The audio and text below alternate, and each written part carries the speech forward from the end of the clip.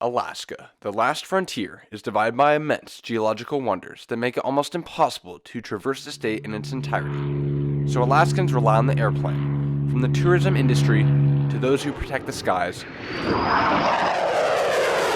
All Alaskans at some point or another need airplanes to navigate the state. None of this would be possible without those who pioneered these feats, the bush pilots who turned a page in history.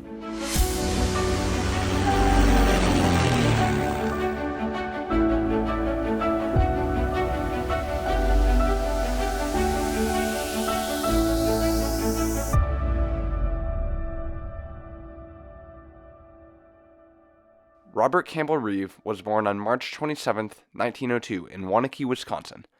His mother passed away when he was only 2 years old.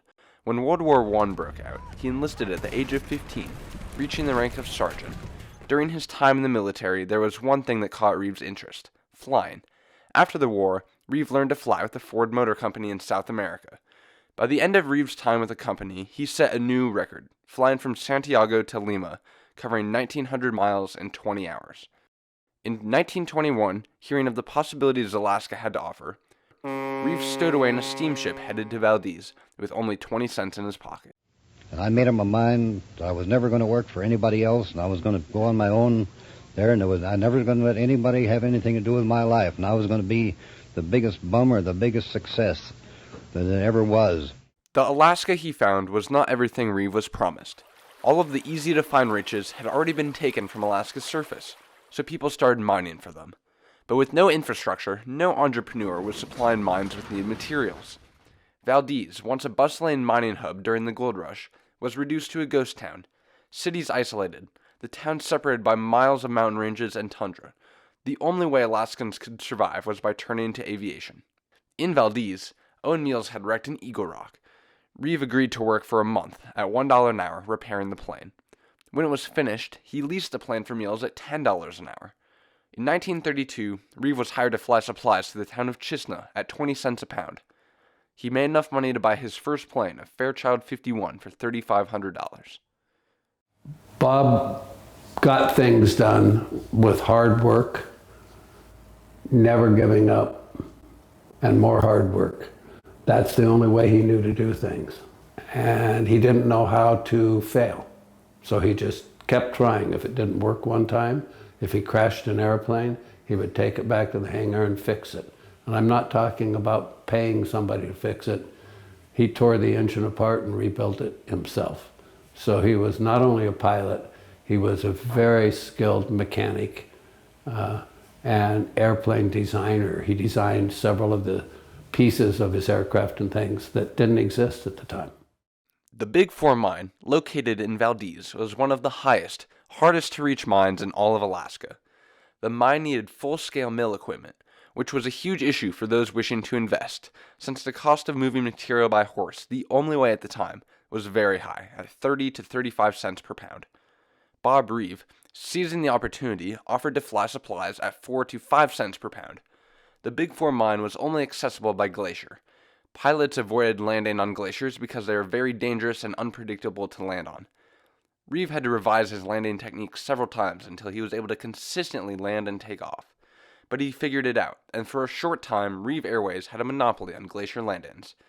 The Valdez miner wrote that Bob Reeve opened up the vast treasure vaults in the hills.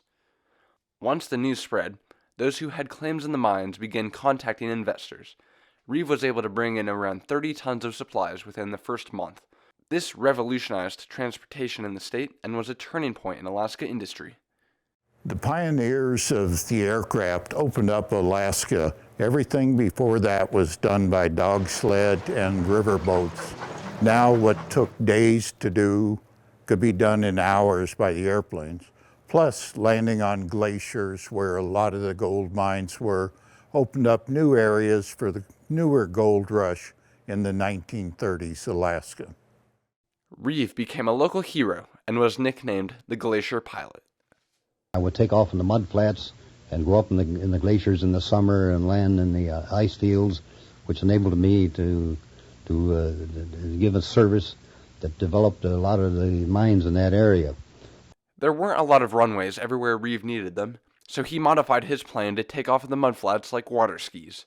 which was something no one had ever done before. In early 1934, Reeve's exploits regularly reached the papers. It was then that he started receiving fan mail. One letter came from a woman called Janice, whom Reeve married in 1936. Reeve often flew mountaineers to their hard-to-reach destinations. One such climber was Bradford Washburn, who asked Reeve if he could fly his party to the base of Mount Lusania in Canada. They left in April 1937 when the weather was too warm, and upon landing the airplane sank up to its belly in snow. It was more than a week before the temperature dropped and Reeve was able to take off again. And the only reason I got off, I ran about 3 or 4 miles in and out of these crevices and slush and dove off a big ice fall about 500 feet off and became airborne just before I got to the bottom. This trip set a new record for the highest landing on skis at 8,750 feet. Reeve described the trip as the most hazardous of his career. Subsequently, Reeve made his final glacier landing the very next year. The United States entered World War II in 1941 after the bombing of Pearl Harbor. People's attention turned to Alaska. Everyone expected it to be Japan's next target and rushed to strengthen it. Reeve entered a contract with the military to do some surveying for the underdeveloped state, but then the state's unforgiving conditions changed his role. The weather was so bad and the other people wouldn't go in, so they hired me so they could have an airplane if they're available and go whenever they wanted. Now, this was the Alaska communications system in particular, and they had the responsibility for maintaining all the communications, most important in operating a war, and I did their flying for them. In 1942, 35,000 Japanese soldiers landed on Kiska Island, which to this day is the only time America has been attacked on U.S. soil by another country. The Japanese soldiers soon realized they had no way out except by sea, so Reeve was tasked with delivering radar equipment that would prevent the Japanese from escaping. Unfortunately, heavy fog caused Reeve to miss his refueling stop, stranding him in the middle of the Pacific. I was on the most enviable situation any flyer was. Here I was on top of the fog at 1,000 feet, pitch dark, with a half an hour fuel, and no place to go. He was unable to make it to a suitable place to land and ended up crashing in the surf. I got them all ashore. That is my co-pilot and 6 passengers. The delay in the delivery of the radar equipment allowed the Japanese to escape uncontested, which potentially saved as many as 500 American lives.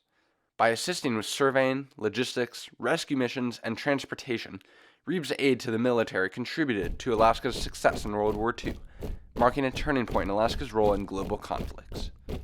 After the war, Reeve returned his focus to his company, Reevolution Airways.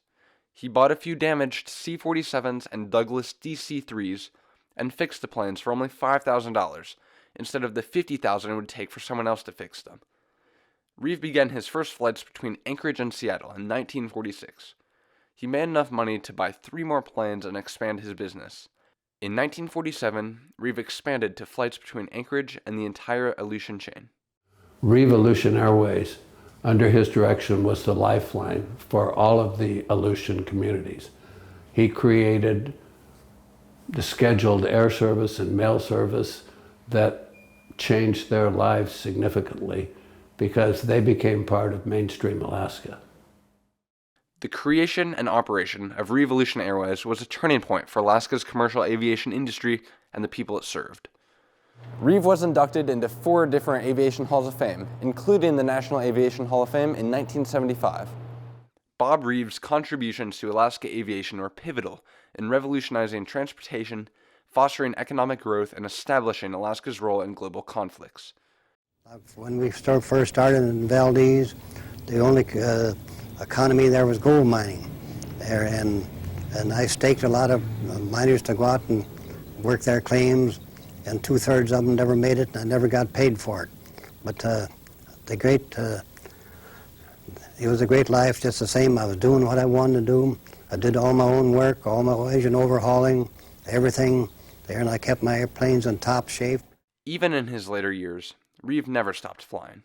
Over a 50-year career, he amassed 14,000 hours of airtime and more than 2,000 glacier landings. As Reeve's son Richard once said, he never retired, never turned loose of the reins. It just wasn't in him.